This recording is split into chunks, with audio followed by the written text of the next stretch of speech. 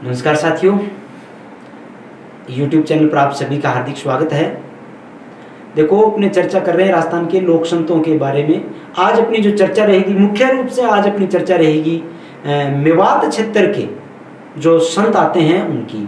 देखिए, जब हमने भाषा साहित्य पढ़ा था तब हमने एक बात देखी थी कि मेवात क्षेत्र के अपने जो संत है उन्होंने प्रमुख रूप से अपने ग्रंथ जो लिखे थे वो मेवाती भाषा में लिखे थे। यानी जब हमने मेवाती भाषा देखी थी तो उस समय मेवाती भाषा में संतों के प्रमुख ग्रंथों की चर्चा हमने की थी। तो आज उन्हीं संतों के बारे में हम जिक्र करेंगे। इस कड़ी में सबसे पहले हम जिक्र करते हैं चरणदास जी का। डेहरा अलवर में जन्म हुआ था चरणदास जी का। 42 नियम देने वाले चरणदास जी का जिक्र हम करेंगे। देखिए, जब हमने जाम्बो जी की बात की थी तो 29 नियम दिए थे। जब हमने जसनाथ जी की बात की तो 36 नियम दिए थे। आज हम बात करें चरणदास जी की तो चरणदास जी ने 42 नियम दिए थे। ठीक है, उन्हीं चरणदास जी की बात या उन्हीं रणजीत जी की बात हम कर रहे हैं यहाँ पर। ठीक है ना। तो चर्चा आपने करें चरणदास जी के बारे में। चरणदास जी, ये चरणदास जी हैं। चरणदास जी निर्गुण और सगुण भक्ति, ठीक है ना, सगुण और निर्गुण भक्ति के संत माने जाते हैं भाई। ठीक है ना। तो सबसे पहले देखिए मूल नाम। एक इनमें देखेंगे हम मूल नाम और एक देखेंगे जन्म स्थान।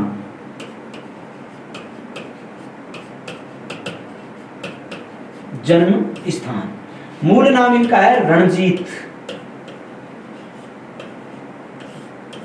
क्या है मूल नाम इनका? रणजीत है मूल नाम। जन्म स्थान इनका है डेहरा। डेहरा अलवर में। डेहरा कहां है आपका? अलवर में जन्म स्थान है इनका। नियम भी देखे हैं ना हमने। नियम कितने नियम दिए हैं इन्होंने? 42 नियम दिए हैं भैया। ठीक है ना। देखें, चरणदास जी जो है, चरणदास जी ने 42 नियम दिए हैं। जन्म स्थान डेहरा में है तो प्रधान पीठ भी तो होगी ना। प्रधान पीठ इनकी दिल्ली में मानी जाती है मित्रों। प्रधान पीठ इनकी है दिल्ली में। प्रधान पीठ दिल्ली में है। ठीक है। मेवात क्षेत्र के प्रमुख रूप से संत माने जाते हैं और इन्होंने निरंजनी संप्रदाय प्रारंभ किया था। निरंजनी संप्रदाय। ठीक है। इनके संप्रदाय की बात भी हम करें कि भाई साहब इन्होंने कौन सा संप्रदाय दिया था, संप्रदाय प्रारंभ किया था, तो इनका संप्रदाय है निरंजनी। ठीक है ना। कौन सा संप्रदाय आता है इनका? निरंजनी संप्रदाय जो है वो प्रमुख रूप से इनका आता है। ठीक है। चरणदास जी का संप्रदाय हमें निरंजनी संप्रदाय के रूप में मिलता है। एक बात और करें जो हम बोल चुके हैं पहले, ये सगुण और निर्गुण, सगुण और निर्गुण संत थे। किस प्रकार के हैं भाई? सगुण और निर्गुण संत जो है वो कौन हुए थे आपके? चरणदास जी जो है वो सगुण संत भी और निर्गुण संत भी आपके हुए हैं। ठीक है। इसके बाद में विशेष बात करें इनकी शिष्याओं की। दो प्रमुख शिष्याओं के नाम इनके आते हैं। शिष्याएं, शिष्याएं, एक दयाबाई, नंबर 2 सहजोबाई। दयाबाई और दूसरी है सहजोबाई। दो शिष्याएं हैं इनकी। विशेष बात मैं आपको बता दूं, दयाबाई का ग्रंथ है दयाबोध। दयाबाई जो है इन्होंने एक ग्रंथ लिखा था, दयाबोध नाम का ग्रंथ इन्होंने लिखा था। और सहजोबाई ने ग्रंथ लिखा था सहज प्रकाश। सहजोबाई ने कौन सा ग्रंथ लिखा था भैया? सहज प्रकाश। एक विशेष बात दोनों की बताऊं, दयाबाई और सहजोबाई की। देखो, दयाबाई और सहजोबाई की एक विशेष बात देखें तो ये दोनों मेवात की मीरा के नाम से जानी जाती है। इन दोनों को मेवात की मीरा कहते हैं। दयाबाई और सहजोबाई को, ठीक है ना। तो दोनों को क्या कहते हैं भाई जी, मेवात की मीरा कहते हैं, मेवात क्षेत्र की मीरा, मेवात क्षेत्र की मीरा कौन, दयाबाई और सहजोबाई, ठीक है ना। इसके बाद में आगे बात हो और बताऊं आपको, तो चरणदास जी है ना, नादिर शाह के आक्रमण की भविष्यवाणी की थी, नादिर शाह के आक्रमण की भविष्यवाणी की थी, भविष्यवाणी।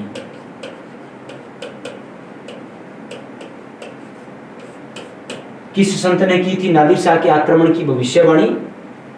चरणदास जी ने। चरणदास जी दोबारा एक बार और देख लेते हैं। चरणदास जी मूल नाम रणजीत है, जन्म स्थान डेहरा अलवर है, नियम 42 दिए, प्रधान पीठ दिल्ली में है, शिष्य है दयाबाई और सहजोबाई है, दयाबोध और सहज प्रकाश ग्रंथ लिखे हैं। दयाबाई और सहजोबाई दोनों को मेवात की मीराएं कहती हैं।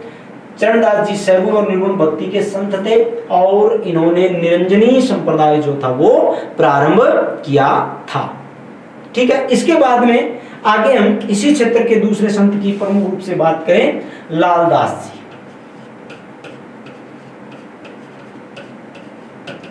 लालदास जी मेव जाति के लकड़हारे थे। सबसे पहली बात मैं आपको बता दूं, ये मेव जाति के लकड़हारे थे। मेव मुसलमान, मेव जाति के लकड़हारे थे।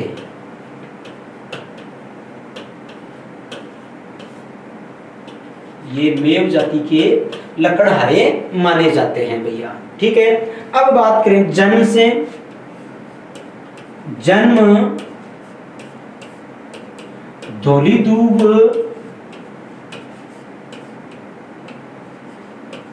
अलवर, समाधि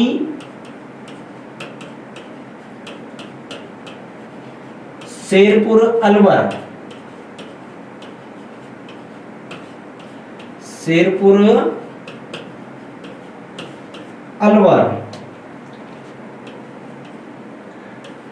प्रधान पीठ नगला जहाज भरतपुर में, नगला जहाज भरतपुर, नगला जहाज भरतपुर में इनकी प्रधान पीठ स्थित है। गुरु का नाम देखें, लालदास जी के गुरु गद्दन चिश्ती हुए थे भैया, गद्दन चिश्ती। लालदास जी जो है, लालदास जी के गुरु कौन हुए भैया? गद्दन चिश्ती जो है वो लालदास जी के गुरु माने जाते हैं, ठीक है ना। और विशेष बात करें, निर्गुण भक्ति के संत है। किस भक्ति के संत माने जाते हैं? निर्गुण भक्ति। किस भक्ति के संत माने जाते हैं भाई? निर्गुण भक्ति के संत माने जाते हैं। देखें, एक विशेष बात मैं आपको बताऊं, लालदासी साधु जो होते हैं ना, भीख नहीं मांगते हैं कभी भी, स्वयं कमा करके खाने वाले साधु होते हैं। तो ये प्रश्न पूछा जा सकता है, ठीक है, लालदासी साधु कभी भी भीख नहीं मांगते, स्वयं कमा कर खाते हैं, ठीक है ना। तो यहां पर मैं लिख भी देता हूं आपके लिए, लालदासी साधु, लालदासी साधु भीख नहीं मांगते, भीख नहीं मांगते। तो क्या करते हैं भाई जी? स्वयं कमाकर खाते हैं, स्वयं कमाकर खाते हैं। लालदासी साधु जो होते हैं वो कभी भी भीख नहीं मांगते हैं। तो भैया स्वयं कमा करके खाने वाले साधु जो है वो होते हैं भैया, ठीक है। तो संत लालदास जी के बारे में, जन्म इनका धौली दूब अलवर में इनका जन्म हुआ है। कहां पर? धौली दूब अलवर में। समाधि इनकी शेरपुर अलवर में है। प्रधान पीठ निगला जहाज भरतपुर में है। गुरु इनके गद्दन चिश्ती हुए हैं भैया। गुरु कौन हुए इनके? गुरु इनके हुए हैं गद्दन चिश्ती। ठीक है, एक विशेष बात देखिए, लालदासी साधु जो है वो कभी भीख नहीं मांगते। जैसे संत दादू दयाल जी को जब हम देख रहे थे, दादूपंथी साधु जो होते हैं वो कभी शादी नहीं करते।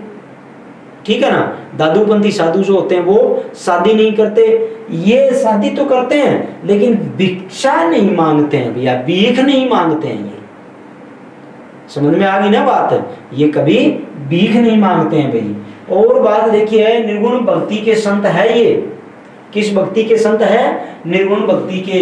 और ये मेव जाति के लकड़हारे थे। क्या क्या थे भैया? ये मेव जाति के लकड़हारे थे।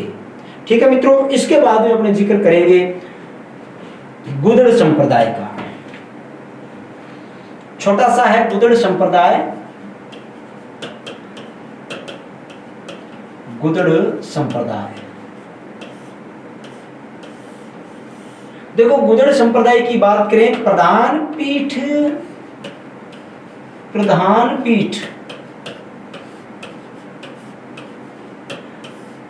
दांतला भीलवाड़ा में। दांतला भीलवाड़ा,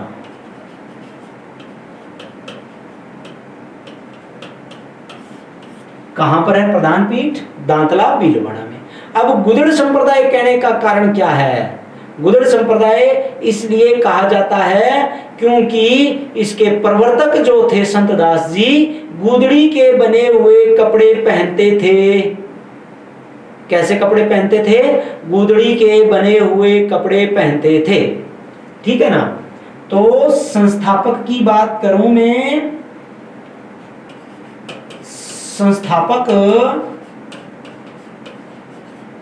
संस्थापक इसके थे भैया संत दास जी। संत दास जी संस्थापक कौन है? संत दास जी। और संत दास जी के बारे में कहते हैं कि ये गुदड़ी के बने कपड़े पहनते थे। गुदड़ी के बने कपड़े पहनते थे।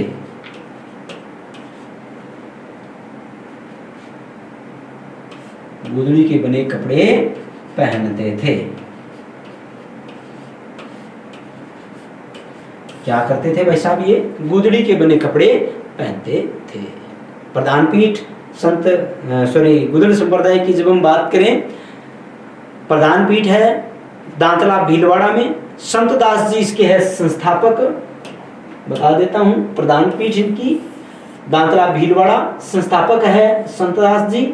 और गुदड़ संप्रदाय नाम पड़ने का कारण इसका था कि ये गुदड़ी के बने कपड़े पहनते थे। ठीक है ना। अब बात करें संत लालगिरी जी की। लालगिरी, संत लालगिरी जी।